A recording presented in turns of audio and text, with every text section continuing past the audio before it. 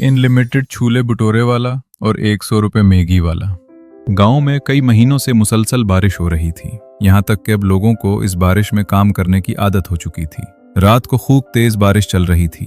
परिंदे अपने घोंसलों की तरफ लौट रहे थे और लोग भी अपने घरों के अंदर जा रहे थे। इसी गांव में एक मैगी बेचने वाला भी था, जो चाहे मौसम जैसा भी हो अपना काम जारी रखता था। उसका नाम वकास था।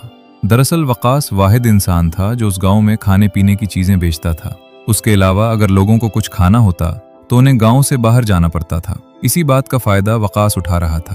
वो 30 रुपए वाली मैगी 100 रुपए में बेचता था। अगर कोई बच्चा भी उसके पास आकर कहता कि थोड़ी सुस्ती मैगी दे दो, तो वो तब भी कीमत कम न करता। अंकल, मैं इस बिल्कुल कोने वाले घर से आया हूँ और मेरे पास पैसे भी कम हैं। प्लीज मुझे 20 रुपए की मैगी दे देना। चल हिट यहाँ से। अगर पैसे नहीं हैं तो यहाँ मत आया करो। चलो अब जाओ यहाँ से। यहाँ 100 रुपए की मैगी मिलती है। अगर खानी है तो पहले पैसे लेकर आओ। चाहे आगे बच्चा हो या बड़ा। चूंकि वकास अकेला ही मैगी बेचता था, इसलिए लोगों को मजबूरी में इसी से लेनी पड़ती थी। तभी कहीं से एक 17 साल का लड़का एक दरख्त के पास छोले भटूरे बेचने लगा। देखने में वो भी गरीब लग रहा था। जब लोगों ने इतनी बारिश में उसे काम करते देखा, ए बच्चे, इतनी बारिश में आखिर बीच क्या रहा है? इतना जोश तो हम में से किसी में भी नहीं है।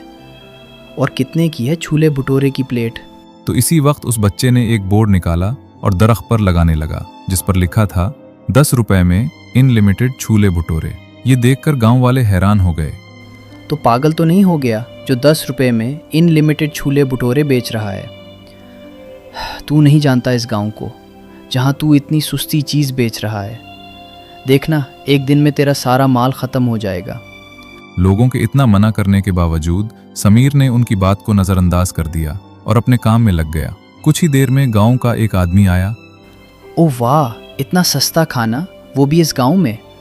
मैं दरअसल एक ट्रैवलर हूँ, पर आज तक मैंने इतना सस्ता खाना कहीं नहीं देखा। तू खिला देगा मुझे अनलिमिटेड? मैं बहुत खाता हूँ, सोच ले एक बार। अगर मुझे सोचना ही होता तो दुकान लगाने से पहले सोचता। आपकी मर्जी, आप जितना मर्जी खाओ, सिर्फ 10 रुपए में।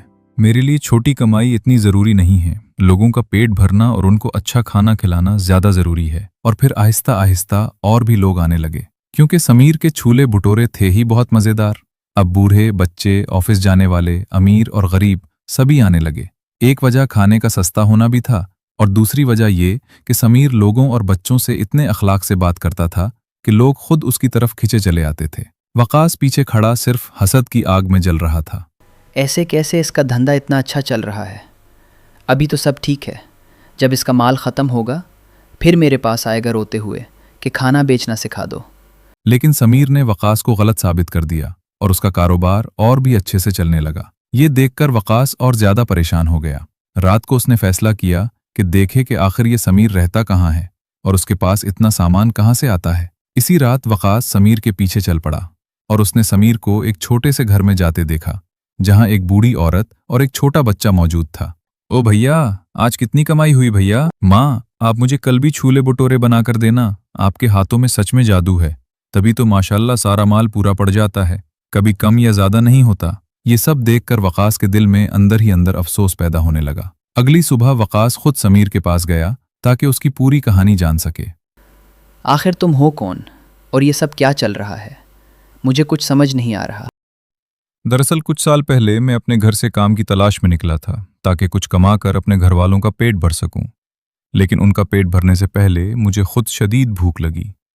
मैंने 2 दिन भूख बर्दाश्त की, क्योंकि ना मेरे पास पैसे थे और ना ही उस गांव में कोई मेरा जाने वाला था। फिर मैं मैगी के एक ठेले पर भूखा प्यासा उस उम्मीद से गया कि वो इंसान मुझे कुछ खाने को दे देगा। लेकिन मेरे बहुत कहने के बावजूद उसने मुझे कुछ खाने को नहीं दिया। इसके बाद वो पूरी रात में इसी बारिश में भूखा पड़ा रहा, और तभी से मैंने फैसला किया कि मैं कभी किसी इंसान को भूखा नहीं रहने दूंगा, चाहे जो हो जाए। इसीलिए मैंने उस गांव में आकर ये रेहड़ी लगाई है। वकास अच्छी तरह समझ गया कि वो बच्चा इसी की बात कर रहा है। वकास को अपने किए पर बहुत बुरा लगा और उसने भी फैसला कर लिया कि वो भी अब से किसी को भूखा नहीं रहने देगा। अगले दिन से दोनों ने मिलकर रेहड़ी लगाई और लोगों को सस्ता खाना खिलाने लगे। अब लोग भी खुशी खुशी दोनों की दुकान से खाना खाने आए। अगर कोई गरीब इंसान आता और उसके पास पैसे ना भी होते, तब भी वकास उसे पेट भरकर खाना खिलाता। देखने के लिए बहुत शुक्रिया।